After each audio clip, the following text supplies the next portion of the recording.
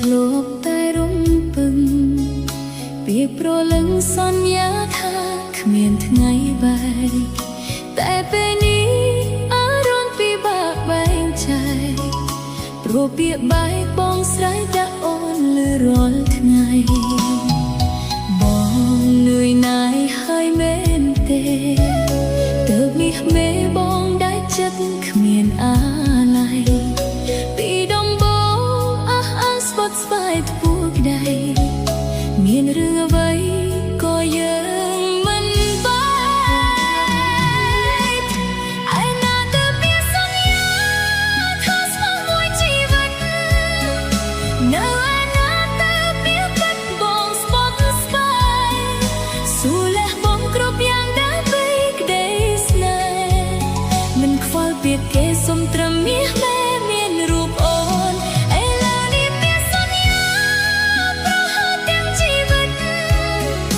ដឹងការពិតច្បាស់ថាបងបោះបង់អូន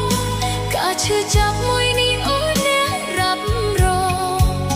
ជូនពរនួលអងបានសុខក្នុងជីវិតថ្មី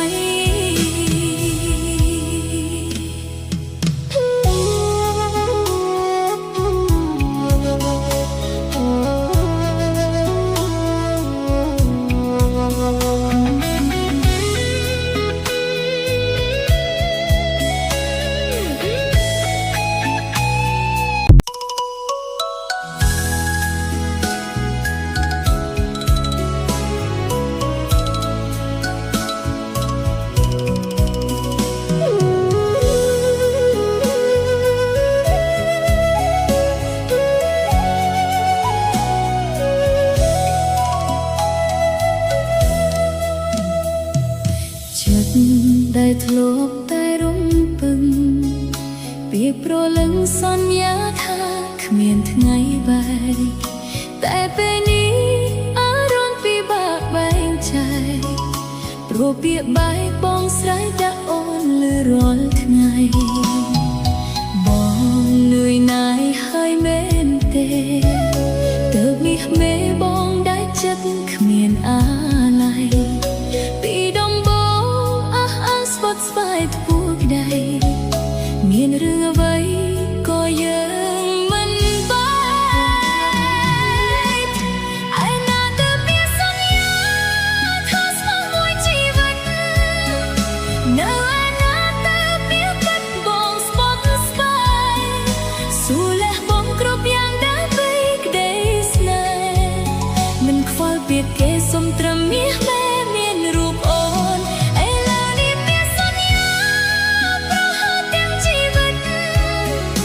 ដឹងការពិតច្បាស់ថាបងបោះបង់អូនការឈឺចាប់មួយនេះអូនអ្នករ៉ាប់រងជូនពរនួលអងបានសុខក្នុងជីវិតថ្មី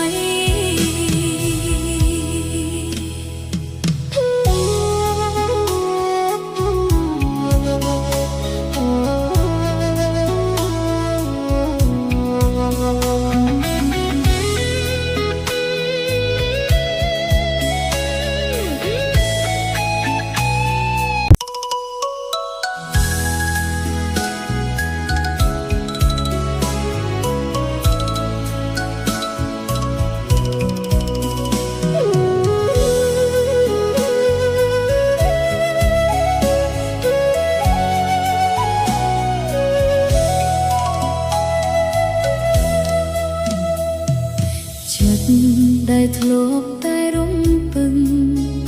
ពាក្យប្រលឹងសន្យាថាគ្មានថ្ងៃបែកតែពេលនេះអារម្មណ៍ពិបាកបែងចែកព្រោះពាក្យបែកបងស្រ័យដាក់អូនលើរាល់ថ្ងៃបងនឿយណាយហើយមែនទេទើបនេះមេបងដែលចិត្តគ្មានអាឡ័យពីដំបូងស្បត់ស្បាយធ្ពួក្ដីមានរឿងអ្វីក៏យើងមិនបែកឯណាទៅពីសន្យាថាស្មោះមួយជីវិតនៅឯណាទៅពីពិតប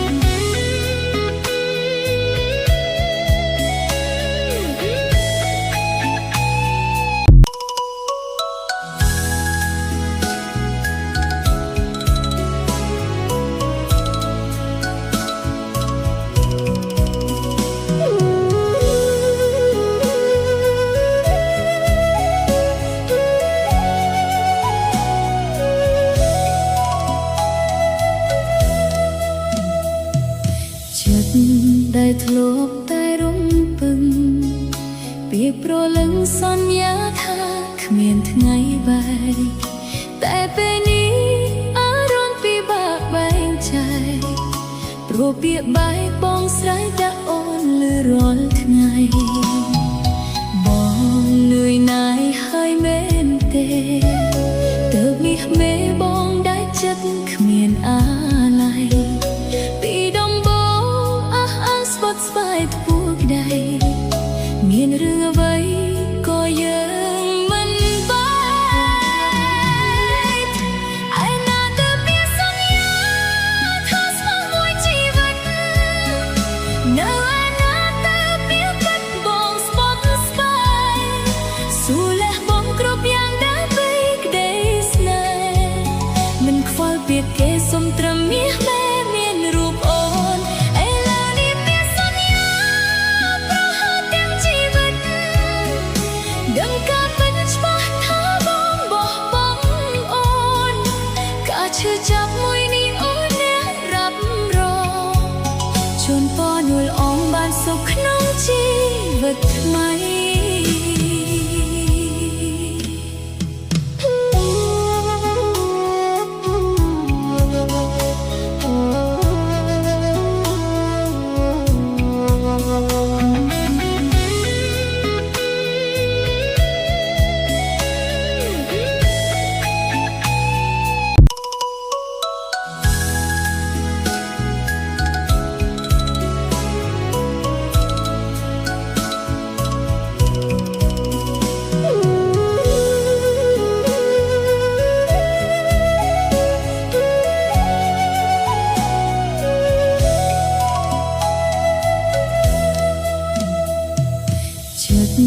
ដែលធ្លាប់តែរំពឹង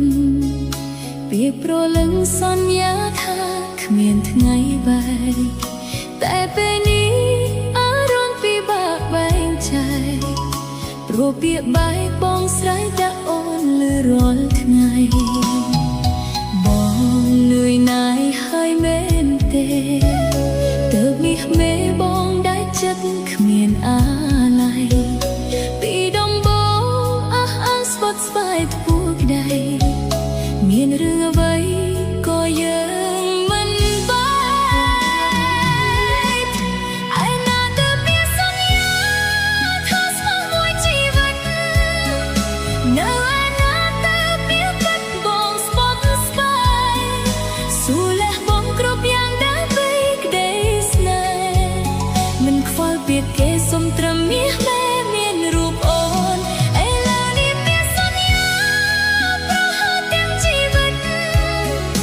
ដឹងការពិតច្បាស់ថាបងបោះបង់អូនការឈឺចាប់មួយនេះអូនអ្នករ៉ាប់រងជូនពរនួលអងបានសុខក្នុងជីវិតថ្មី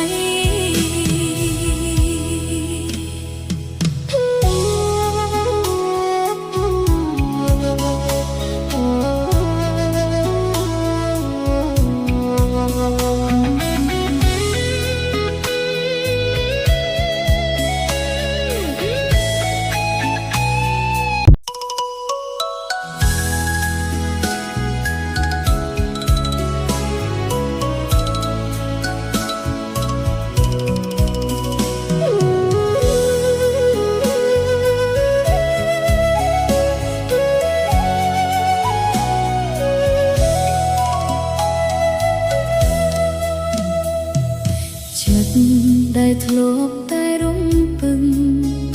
ពីប្រលឹងសន្យាថាគ្មានថ្ងៃបែកតែពេលនេះអារម្មណ៍ពិបាកបែងចែកព្រោះពាក្យបែកបងស្រ័យដាក់អូនលើរាល់ថ្ងៃបងនឿយណាយហើយមែនទេទើបនេះមេបងដែលចិត្តគ្មានអាឡ័យពីដំបូ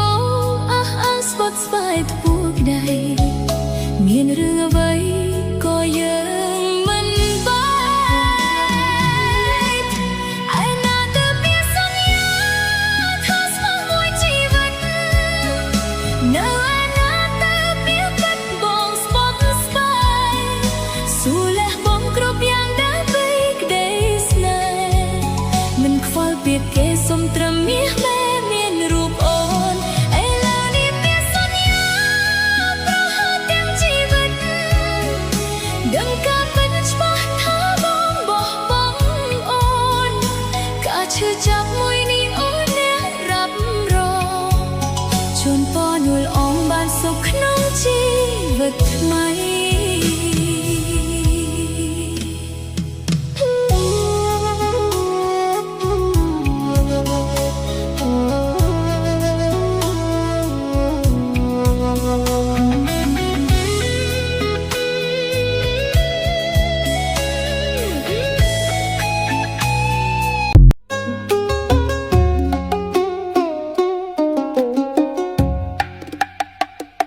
ngẫm tầng mây nỗi đầu gênh,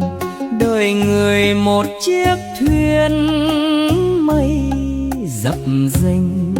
Ơi à người đời ơi, thế gian ơi, trăm năm một giấc chiêm bao, hỏi xem ai ở ai vào ai ra. Gian nan vất vả bôn ba, ngoảnh đi ngoảnh lại đã già tóc xanh. Hà Nội đời là cõi tạm hư vinh, một hơi thở tắt giật mình vô thường.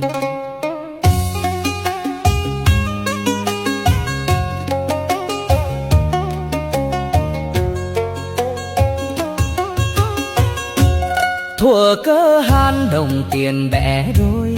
đến khi có của lại ngồi tính hơn. Xong thì cứ trực ghim hơn, nghĩ mưu tính kế làm ơn đòi qua. Gạt người rồi lại gạt ta, ngỡ mình khôn khéo hóa ra nực cười.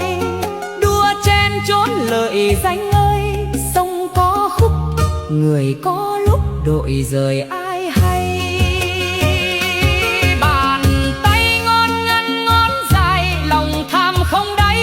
Ngày nào ngơi giành giật chi của người ơi, tham thì thầm đó luật trời chẳng sai. Ngồi nghe một câu mà lặng người, chửi cha mắng mẹ hại anh em, chỉ vì mấy thước đất mặt tiền thèn thuồng. Có ngờ đâu vạn sự u thương.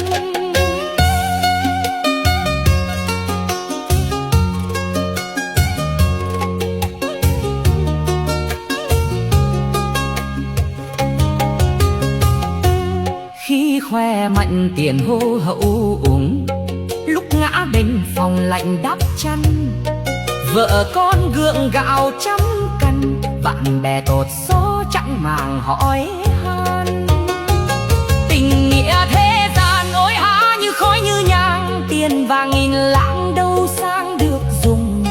Bước chân vào cửa sinh lão bệnh tử, nằm trên giường bệnh mới từ giã kiêu căng. Nhìn lên trần nhà nước mắt chảy quanh, sĩ diện một đời giờ mỏng manh như lá. Tiền nhiều rồi cũng về tay trắng, mang xuống bù được gì đâu. Đau đớn thay nghe tới đâu đau tới đó, lúc đếm tiền cứ ngỡ mình là vua, lúc ung thư mới biết thua ông trời. Ôi nhân gian vô thường, người ơi ai ơi nhớ lấy, chẳng dành làm chi hơn thua làm gì. Vô thường gõ cửa xa gì vàng son đây, còn mai mất ai hay, sân si cho lắm trắng tay quay về. Xong một đời lo thu lo ven, chết một giờ một mét đất chôn sâu. Của cải nhà xe tình nghĩa đổi thay, vô thường một bóng ai hay lối về. Nam mô Phật xin tình dắt về. Vô thường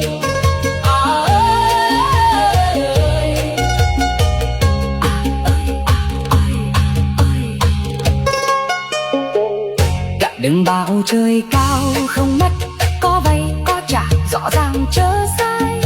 Ở đời gieo gió gặt dâu, ở hiền gặp lành sao lặng chẳng hay. Đừng vì chút của trao tay dẫm lên đạo lý đắng cay, sau này hại người người lại hại ta. Lưới trời lồng lộng chạy đằng nào ra, nhìn xem kìa nấm mộ hoang lạnh giá. Quan lớn dân đều khi đã nhắm mắt xuôi tay, cũng một câu quan tài cũng nhắm đất vùi sâu. Hơn thôi nhau làm gì khi tất cả đều vô thường.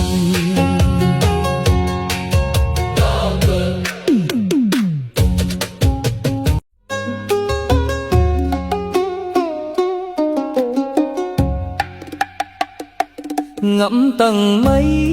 nỗi đầu gênh, người người một chiếc thuyền mây dập dềnh. Ơi à người đời ơi, thế gian ơi,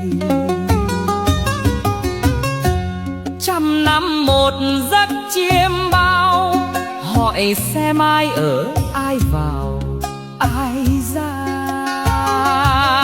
Gian nan vất vả bôn ba, ngoảnh đi ngoảnh lại đã già tóc xanh. Hà Nội đời là cõi tạm hư vinh, một hơi thở tắt giật mình vô thường.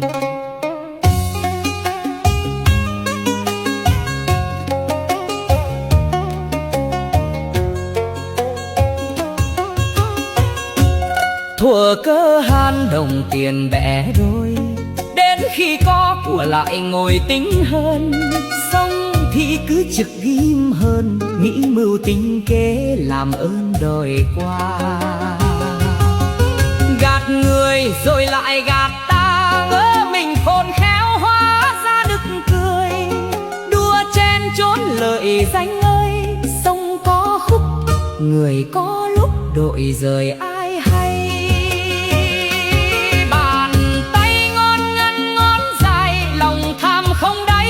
Ngày nào ngơi giành giật chi của người ơi, tham thì thầm đó luật trời chẳng sai. Ngồi nghe một câu mà lặng người, chửi cha mắng mẹ hại anh em, chỉ vì mấy thước đất mặt tiền thèn thuồng. Có ngờ đâu vạn sự u thương.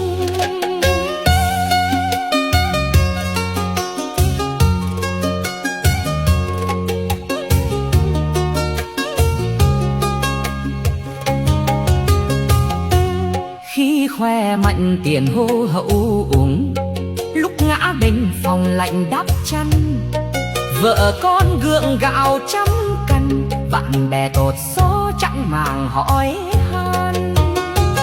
Tình nghĩa thế gian ối há như khói như nhang, tiền vàng nghìn lạng đâu sang được dùng.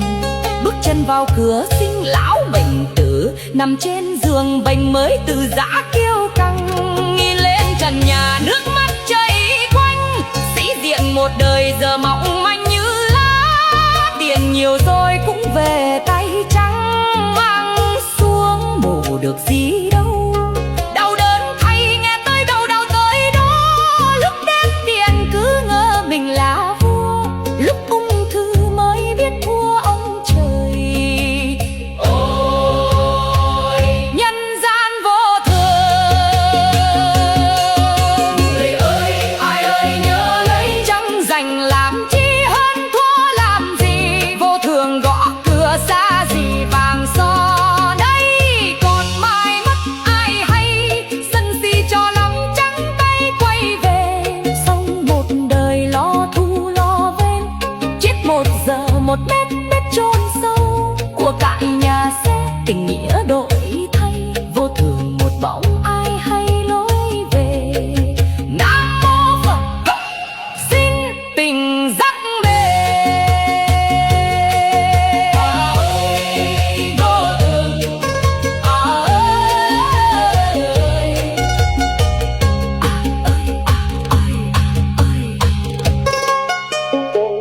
Cả đừng bảo trời cao không mất, có vay có trả rõ ràng chớ sai. Ở đời gieo gió gặt dâu, ở hiền gặp lành sao lòng chẳng hay. Đừng vì chút của trao tay dẫm lên đạo lý đắng cay, sau này hại người người lại hại ta. Lưới trời lồng lộng chạy đằng nào ra, nhìn xem kìa nấm mộ hoang lạnh giá. Quan lớn dân đều khi đã nhắm mắt xuôi tay, cũng một có quan tài cũng nhắm đất vùi sâu. Hơn thua nhau làm gì khi tất cả đều vô thường.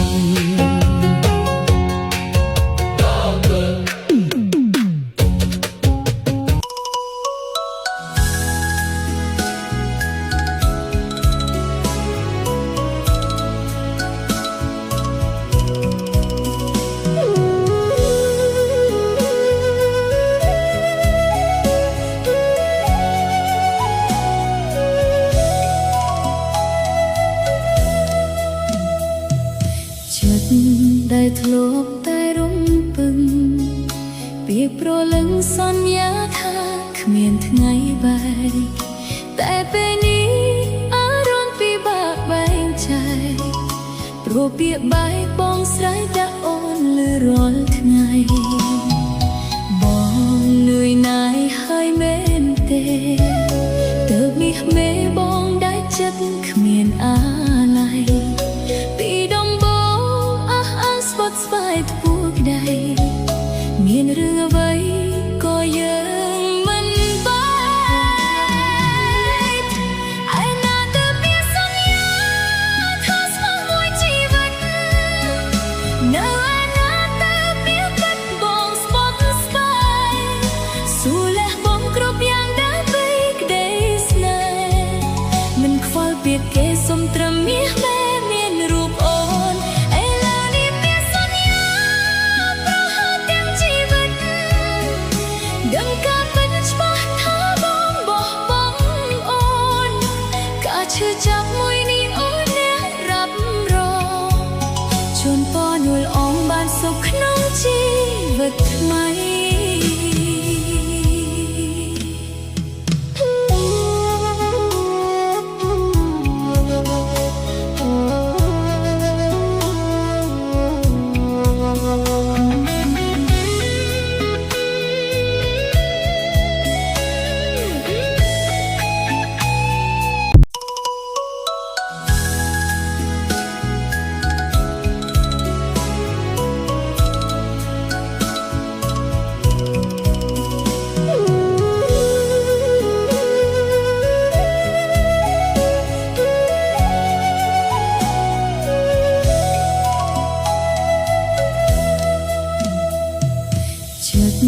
ដែលធ្លាប់តែរំពឹង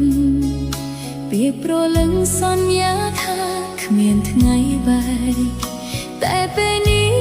អារម្មណ៍ពិបាកបែងចែក